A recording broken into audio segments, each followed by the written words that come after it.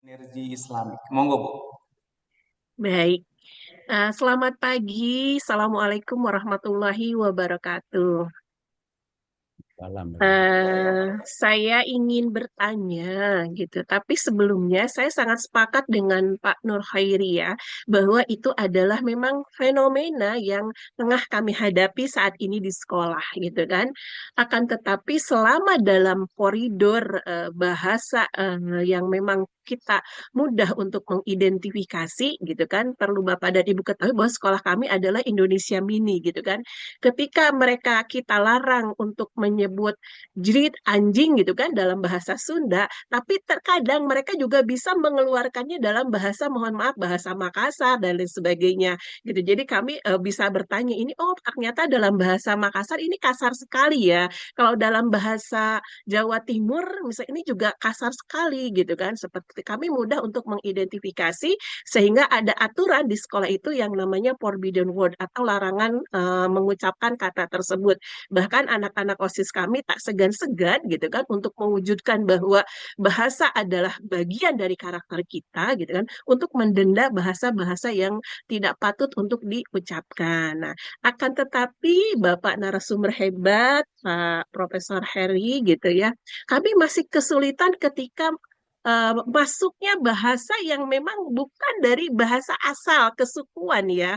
Mohon maaf, ini mohon maaf sekali. Misalnya bahasa Lekong gitu kan ya, ember gitu kan, mehong begitu kan. Yang sekarang mulai menggejala gitu kan. Bahkan bahasa mohon maaf di ranah intim sekalipun gitu kan, yang untuk diucapkan gitu kan, bahkan disampaikan di tengah-tengah komunikasi mereka gitu itu ketika dikonversi ke dalam bahasa lekong tersebut itu seolah-olah watados gitu wajah tak punya dosa untuk mengucapkan dan tidak punya rasa malu. Nah, adakah gitu kan dari Balai Bahasa atau Kelembagaan Bahasa untuk membendung bahasa-bahasa tersebut? Karena bagaimanapun bahasa itu juga sedikit banyaknya berdasarkan penelitian sekecil-kecilan di sekolah itu mempengaruhi perilaku gitu kan dengan gitu kan ember, begindang itu nauzubillah gitu ya kalau sampai gitu kan anak-anak terbentuk karakternya dari bahasa seperti itu. Terima kasih itu saja yang saya tanyakan. Baik, terima kasih, Ibu. Monggo, Prof. Berbagai persoalan muncul di tengah-tengah kita nih untuk anak-anak. Baik, terima kasih Pak Abdul Ghafur. Terima kasih Bu Susi ya. Jadi sekolah Ibu selamat apa namanya Indonesia Mini, cerminan Indonesia Mini gitu ya Bu ya. Jadi begini, bahasa itu kan tidak lepas dengan budaya Bapak Ibu ya. Maka belajar bahasa itu memang sebaiknya juga belajar belajar budaya gitu. Nah, kalau terkait dengan bahasa yang tadi misalnya, mohon maaf, seperti umpatan atau apa itu kan juga di samping terkait dengan budaya itu juga terkait dengan nilai rasa, Bapak Ibu ya, nilai rasa gitu. Kalau misalnya saya sebagai orang Jawa, kemudian bahasa pertama saya bahasa Jawa itu kalau disampaikan, dikatakan atau ada orang yang mohon maaf memaki atau menyampaikan dengan bahasa Jawa itu kadang-kadang eh, sakitnya bukan main ya, sakitnya di sini gitu. Tapi kalau dengan bahasa yang lain itu mungkin, nah mungkin ini juga dirasakan Bapak Ibu ya, itu kan tidak sesakit ketika menggunakan bahasa yang memang bahasa kita gitu. Ya misalnya dengan apa bahasa Makassar gitu ya, bahasa Batak itu meskipun dia mengumpat gitu, ya mengumpat kemudian dengan apa namanya nama misalnya anggota tubuh atau binatang-binatang itu kadang-kadang kita tidak merasa apa sakit hati gitu. Itu kalau dikaitkan dengan faktor faktor budaya gitu. Nah, kemudian kalau tadi bagaimana mengatasi ini ya terkait dengan apa namanya pusat bahasa atau balai bahasa ya. Jadi pusat bahasa atau balai bahasa itu kan memang fungsinya membina, membina apa berbahasa Indonesia supaya benar dan baik gitu. Tetapi di dalam konteks komunikasi kita memang tidak bisa mencegah Bapak Ibu kalau dari kacamata sosiolinguistik bahwa ada kontak bahasa. Ketika ada kontak penutur pasti kemudian terjadi kontak bahasa gitu ya. Nah, masalahnya di dalam berbahasa itu kita menyetujui atau menyepakati satu kata tertentu, satu pilihan kata diksi tertentu itu kalau kemudian kita ikut menggunakannya, itu kan artinya kita menyepakati itu. Tetapi kalau kita tidak mau menggunakan, itu artinya kita tidak menyepakati, Bapak Ibu ya, tidak menyepakati. Maka ya apa namanya? Kata-kata itu tidak bisa berkembang, tidak kemudian digunakan di dalam komunikasi di masyarakat gitu ya. Tetapi kalau misalnya Balai Bahasa menganjurkan dulu ada kata, kalau tidak salah mungkin Bapak Ibu juga ingat kata mangkus dan sangkil itu di apa namanya disarankan oleh pihak pusat bahasa untuk digunakan mengganti kata efektif dan efisien gitu. Tapi kan kemudian masyarakat penutur bahasa Indonesia tidak menggunakannya, itu artinya tidak menyetujui, tidak menyepakati itu. Ya, nah masalahnya kadang-kadang remaja kita itu ketika menyepakati dengan menggunakan itu kadang-kadang tidak tahu gitu, tidak tahu apa namanya makna yang sesungguhnya itu apa gitu, sehingga kok ini enak diucapkan, kemudian apa namanya ikut teman dan sebagainya. Itu permasalahan yang memang menjadi tanggung jawab kita bersama gitu. Maka memang karakter dari peserta didik ini perlu mendapatkan perhatian gitu ya. Jadi kalau menurut saya memang pendidikan karakter itu kan kalau kita bandingkan dengan zaman dulu kan sudah mulai terkikis nggih Bapak Ibu ya. Walaupun sekarang mulai didengungkan lagi, mulai diwacanakan lagi untuk apa namanya? Memperhatikan itu. Gitu Bu Susi nggih. Terima kasih Bu Susi. Ya. Baik, terima kasih Prof dan juga Bu Susi. Mudah-mudahan ketidakpuasan ya, supaya terus mencari yang kebenarannya. Baik, untuk selanjutnya Ibu Ode Evi, dipersilakan Ibu untuk menyampaikan pertanyaannya di siang hari ini. Baik, terima kasih. Assalamualaikum warahmatullahi wabarakatuh. Waalaikumsalam Selamat warahmatullahi wabarakatuh. siang, Prof. dan semua Bapak Ibu yang saya hormati. Nah, fenomena yang luar biasa ya Pak. Mohon izin, saya dari Sulawesi, tepatnya di Kota Bau-Bau. Pernah mengajar di Ternate, kemudian di Pasuruan, dan terakhir di Bojonegoro. Saya pikir fenomena-fenomena bahasa itu tidak awalnya saya pikir cuman di daerah timur gitu ya. Setelah saya masuk di wilayah Jawa, ternyata kontaminasi bahasa-bahasa itu ternyata mirip semua, hampir sama. Bahkan fenomena ini bukan cuma di sekolah negeri, anak saya itu di pondok, bahkan sampai kelas anak pondok yang menurut kita mereka terhindar dari media sosial ya kan, ternyata sampai di sekolah-sekolah yang kelasnya sudah yang pondok itu, Prof. Mohon izin, seperti yang saya pernah membuat tentang bentuk sapaan siswa. Saya pernah membuat satu jurnal yaitu bentuk sapaan siswa SMA Negeri 1 Kejayan. Itu bentuk sapaannya itu sangat variasi dan rata-rata banyak sekali yang bentuknya itu sangat negatif. Ya memang bentuk-bentuknya itu sangat banyak, tetapi kemudian faktor-faktor ini yang harus kita perhatikan.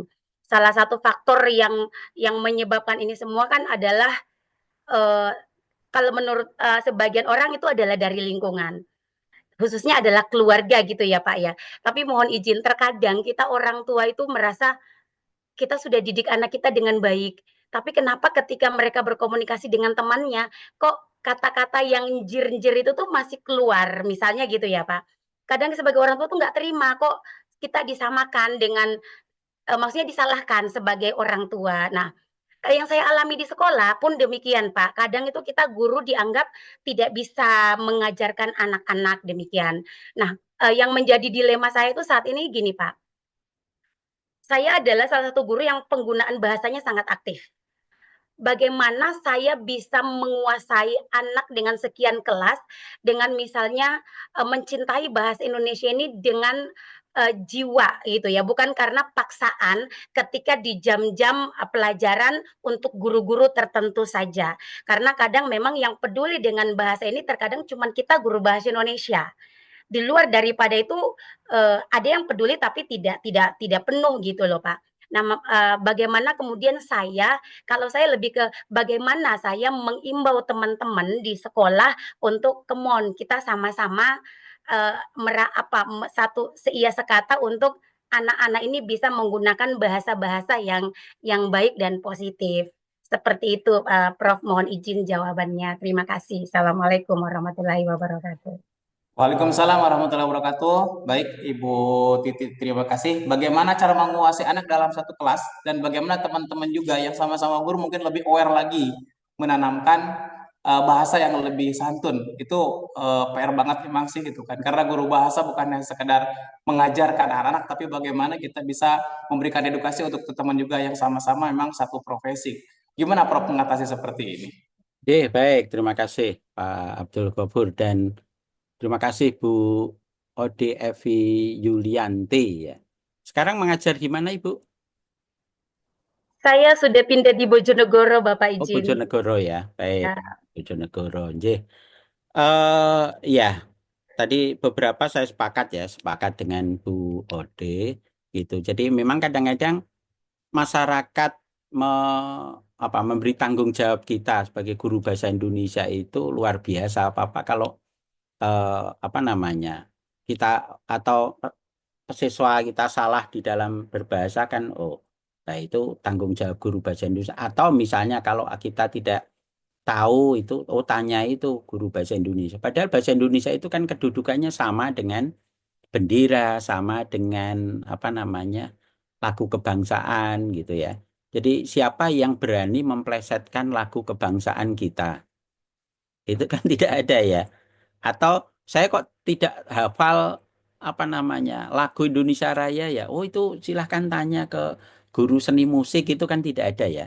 Kemudian siapa yang berani memasang bendera merah putih itu misalnya dengan terbalik atau dan sebagainya ya, itu sudah nanti kaitannya dengan pasal-pasal di dalam undang-undang gitu. Tapi pertanyaan kita, siapa yang berani menggunakan bahasa Indonesia benar gitu. Nah itu kan banyak sekali gitu ya. Apa perlu ada polisi bahasa kan ya, tidak mungkin ya Bapak Ibu ya. Jadi begini Bapak Ibu. Jadi memang itu saya sepakat itu bukan menjadi sepenuhnya tanggung jawab guru bahasa Indonesia. Ya kalau kemudian ada siswa yang dalam berbicara itu menggunakan dalam situasi yang resmi ya, menggunakan bahasa yang tidak baku atau tidak santun, itu bukan tanggung jawab guru bahasa Indonesia saja mestinya yang kemudian membetulkan itu ya. Nah, itu tanggung jawab utama memang kita gitu. Maka kalau menurut saya akan sangat ya hal yang perlu kita sesali kalau misalnya ada guru bahasa Indonesia ketika misalnya mengajar atau diskusi ada peserta didik atau siswa yang menggunakan bahasa Indonesia tidak sesuai dengan kaidah, kemudian tidak santun, dibiarkan saja gitu. Jadi kita betulkan, mestinya langsung kita betulkan Bapak Ibu. Saya sering gitu kalau misalnya ada mahasiswa bertanya, Pak, ini sepertinya kaya gitu. Langsung saya singgung kaya atau miskin gitu. Langsung sadar, oh iya Pak, mohon maaf seperti ya gitu. Itu saya kira kalau itu menjadi kebiasaan kita dan kita juga mengajak pada guru-guru yang lain ya. Kalau misalnya di sekolah itu ada 12 guru bahasa Indonesia 1 atau 2, sementara kita memberi perhatian seperti itu, guru yang lain tidak, itu kan ya sama saja gitu. Ya, maka kita bisa menjadi memelopori itu, Ibu dan Bapak ya. Jadi bentuk apa namanya kebaikan kita ya, menebar pahala, mencari pahala kita salah satunya ya dengan tadi ya kita lebih cermat, kita lebih perhatian kepada siswa-siswa kita ketika berbahasa, dan kita bisa juga memberi contoh ya. Jangan kita menegur, tetapi ketika kita berbahasa juga semau gue gitu, semau kita sendiri gitu. Ya, tetapi kalau semua guru di dalam sekolah itu sepakat apa namanya kita memberi perhatian gitu, langsung keliru gitu kita betulkan dan sebagainya, itu akan menjadi terbiasa Bapak Ibu. Bukan karena takut tetapi menjadi terbiasa gitu. Gitu nggih Bu Ode ya. Siap, Prof, siap. Ya, Kalau bisa baik. kata biasa ya, Prof ya. Ya, baik, terima kasih Bu Ode. Baik, terima Oke, kasih itu Pak Prof dan Guru. juga Ibu Evi yang telah memberikan pertanyaan dan juga jawabannya. Untuk selanjutnya, saya bisa komunikasi dengan Ibu Titik. Halo Ibu Titik. Assalamualaikum Ibu Titik. Karena beliau memberikan pertanyaannya di kolom chat, tapi supaya lebih efektif, Bu Titik bisa langsung komunikasi dengan Profesor.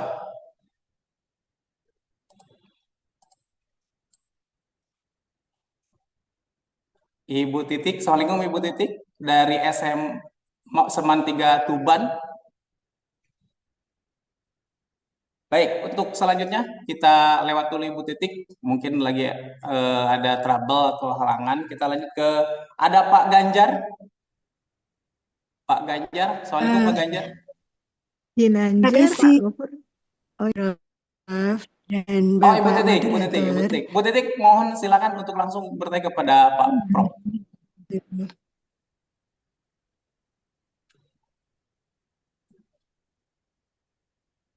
Terima kasih Pak. Ini kan selama ini saya mengajar itu berusaha menggunakan menerapkan bahasa Indonesia yang baik dan benar, yaitu baku dalam pembelajaran bahasa Indonesia. Alhamdulillah itu berjalan dengan baik, namun masih ada siswa yang mungkin lupa atau belum terbiasa menggunakan bahasa Indonesia baku di kelas. Nah, di sini saya berusaha memberikan meyakinkan anak-anak pentingnya menggunakan bahasa baku dalam pembelajaran resmi di kelas. Hal ini juga bisa mengatasi ketidaksantunan dalam berbahasa di kelas, karena terkadang anak-anak tanpa disadari itu menggunakan bahasa daerah ya. Misalkan di kelas dalam pembelajaran bahasa Indonesia itu anak-anak meminta tolong temannya meminjam ballpoint atau berdiskusi dalam kelompok-kelompok kecil. Itu saya mengamati masih sering anak-anak menggunakan bahasa Indonesia tidak baku, bahkan bahasa daerah atau Jawa. Sehingga di sini sebagai guru bahasa Indonesia kan kita harus menjadi teladan dan selalu istiqomah menerapkan bahasa yang baku dalam belajar bahasa Indonesia. Nah, menurut saya mungkin di sini tidak harus khusus guru bahasa Indonesia ya, tapi di mana di sekolah itu perlu ada kerjasama dengan guru-guru yang lain, kecuali mungkin guru bahasa Jawa atau guru bahasa Inggris yang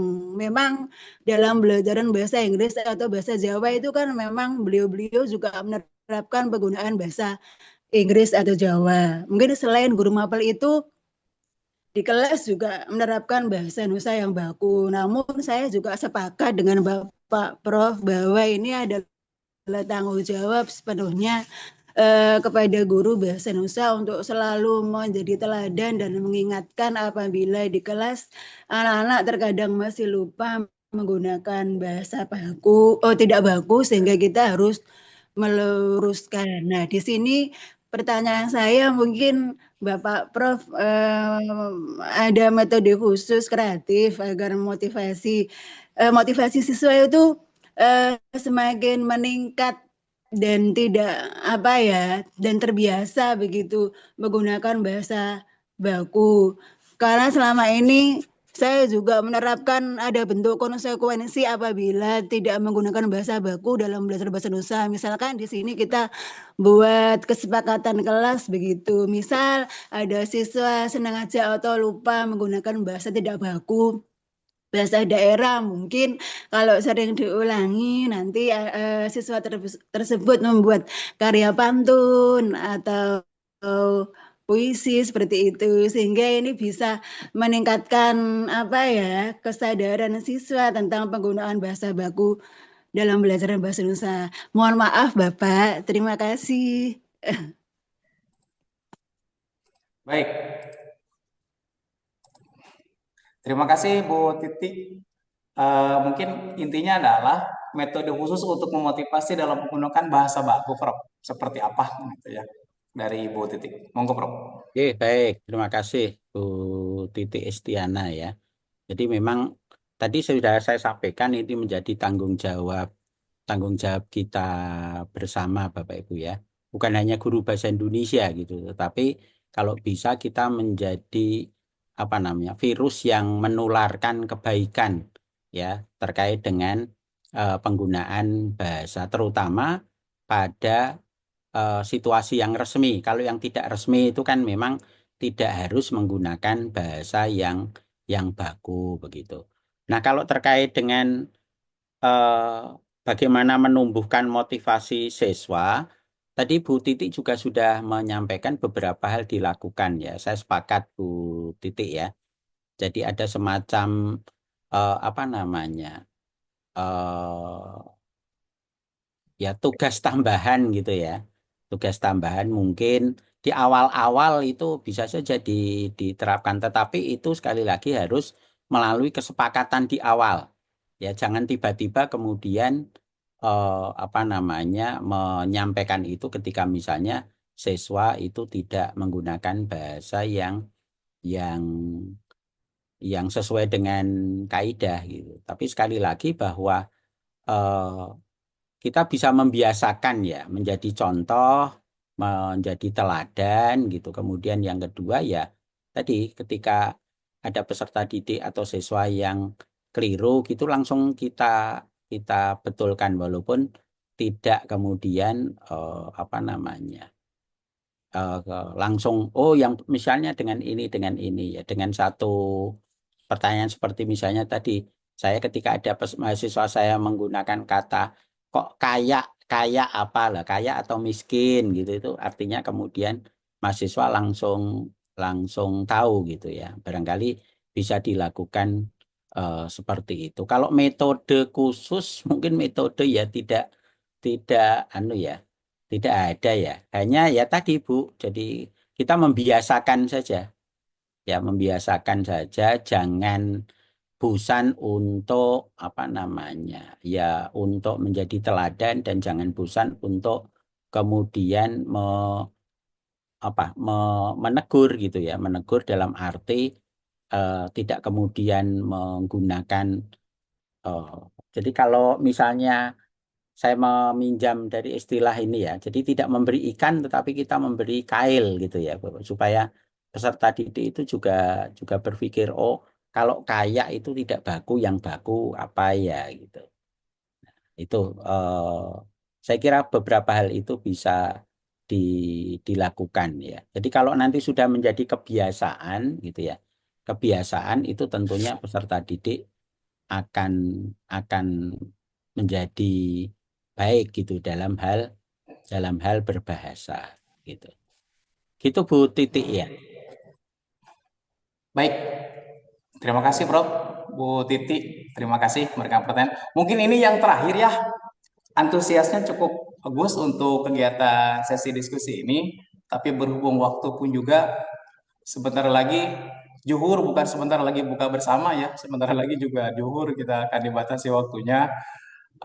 Yang pertama, mungkin yang terakhir dari Ibu Dwi. Ibu Dwi,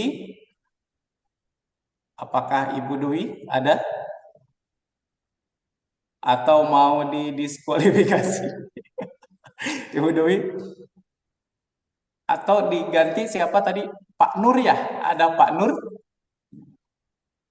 Pak Ginanjar, tadi sepertinya ada pertanyaan. Oh iya Pak, oh iya maaf, maaf. Pak Ginanjar dulu. Pak Ginanjar mungkin ini yang terakhir ya. Yang lain mohon maaf sekali tidak ada waktu lagi untuk kesempatannya. Pak Ginanjar, monggo. Adakah Pak Ginanjar? Tambahan dari Pak Nurhoiri itu. Halo, saya Bu Dwi, Pak. Oh Dewi, monggo, monggo, monggo, monggo, monggo. Iya, untuk bahasa santun ini sungguh menarik, Pak, ya, karena situasi saat ini ya perubahan luar biasa, khususnya untuk anak-anak. Kebetulan saya ngajar SMA, Pak. Ya, Ya, jadi ya. saya melihat anak-anak sekarang itu susah untuk diajak apa ya berbahasa yang santun. Nah, karena kan masalah anak itu kompleks, mungkin kebiasaan di rumah juga. Ya, mungkin mereka terbiasa dengan bahasa apa adanya atau bagaimana, sehingga untuk menyampaikan bahasa yang santun itu bisa, tapi hanya tertentu saja. Mungkin dalam pembelajaran bahasa Indonesia, mereka bisa berbahasa dengan baik. Tapi setelah itu misalnya untuk pelajaran yang lain, nah kadang-kadang kita merasa guru itu kurang mendukung yang lain. Yang penting komunikatif sampai ke anak dan anak memahami. Sehingga misalnya guru-guru yang muda itu lebih ke bahasa yang ya mungkin bisa dikatakan gaul ya, bahasa kekinian yang bisa komunikasi dengan anak karena mereka umurnya hampir sama. Katakanlah guru yang masih muda 25 tahun. Nah, itu bahasanya condong ke bahasa yang penting komunikatif dan anak bisa memahami. Nah, itu yang menjadi kadang-kadang dilema bagi kita sebagai guru bahasa Indonesia. Kadang-kadang ya merasa kita kalau terlalu juga kok rasanya kita tusuk. Nah, memang ya tadi katakan perlu adanya kesepakatan. Nah, ini kira-kira bagaimana ya Pak untuk mencapai kesepakatan masing-masing guru, baik guru bahasa Indonesia atau guru yang lain yang tidak membuat mereka itu tersinggung. Jadi bisa kita kompak untuk berbahasa yang baik, yang benar, dan yang santun. Terima kasih. Baik, terima kasih. Saya langsung aja ke Prof. Hari. Prof, monggo untuk memberikan tanggapannya. Ye, Mungkin ini sesi terakhir, Prof. ya baik. Ye, terima kasih Bu Dwi ya. Jadi persoalan kita itu kan sama ya tadi ya. Persoalan kita sama dan kadang-kadang memang kita sebagai guru bahasa Indonesia itu merasa sendiri ya di dalam apa namanya ya tadi membiasakan peserta didik atau siswa itu berbahasa yang benar ya, kemudian baik, baik dan benar itu sesuai situasi dan kaidahnya ya, dan juga santun begitu ya. Nah, kalau pertanyaan Bu Dwi tadi bagaimana kemudian mengajak Bapak Ibu guru yang lain ya untuk bisa apa namanya bersama-sama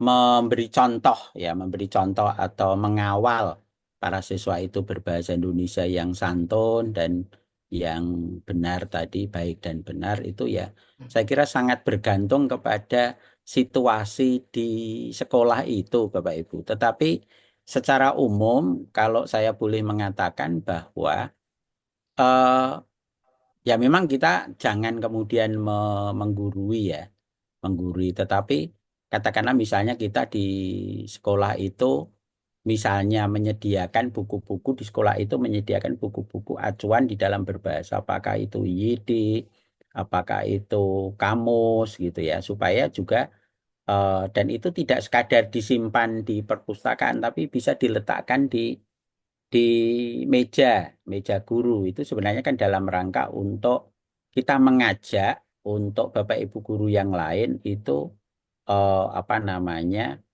em, ikut ikut membina dalam tanda petik bahasa Indonesia para para siswa tadi gitu ya. Kemudian kalau ada misalnya artikel yang menarik itu barangkali bisa ditularkan Bapak Ibu ya, artikel yang menarik terkait dengan bagaimana menggunakan bahasa Indonesia yang santun, bagaimana menggunakan bahasa Indonesia yang baik dan benar. Sehingga ketika guru itu membaca artikel, ternyata saya selama ini ketika berbahasa kok ya tidak benar ya. Ternyata kata-kata ada banyak kata-kata yang kemudian apa namanya tidak sesuai dengan kaidah atau tidak tidak santun dan sebagainya. Mungkin dengan cara itu ya pelan-pelan sedikit demi sedikit kita akan membuka ya wawasan atau membuka kesadaran Bapak Ibu guru yang lain untuk bisa bersama-sama dengan kita guru bahasa Indonesia tadi membina supaya bahasa para siswa itu baik, benar dan juga santun gitu.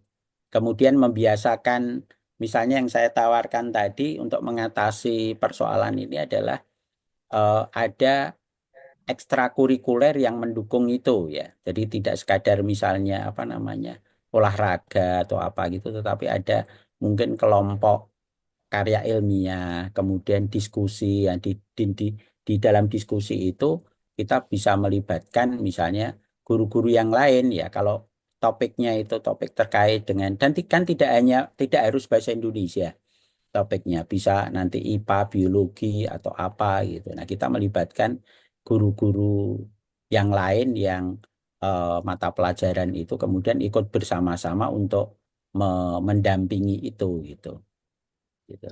Begitu Bu Dwi ya. Nggih. Baik. Ya, Pak. Ngaten, Baik, terima Pak kasih. Abdul Ghafur. Nggih. Ya. Terima kasih. Berakhir pula dari pertanyaan Bu Dewi, juga berakhir pula kegiatan sesi diskusi di siang hari ini. Pada akhirnya bahasa yang santun bukannya sekedar sebuah instruksi dari seorang guru, tapi harus menjadi sebuah percontohan dari memberikan sebuah ketauladanan dari guru-guru sehingga akan menular kepada siswa-siswa kita atau anak didik kita. Karena apa yang dilihat oleh anak-anak kita, apa yang kita lakukan. Oleh karena itu, mungkin kita tidak sekedar sebuah teori yang disampaikan, tapi bagaimana kita memberikan sebuah contoh-contoh yang baik untuk anak didik kita. Dan pada akhirnya, kita melihat bahwa sopan santun adalah kekuatan, menautkan hati dalam keindahan, bukan sekedar tata bicara, tapi bukti cinta yang nyata untuk anak-anak kita.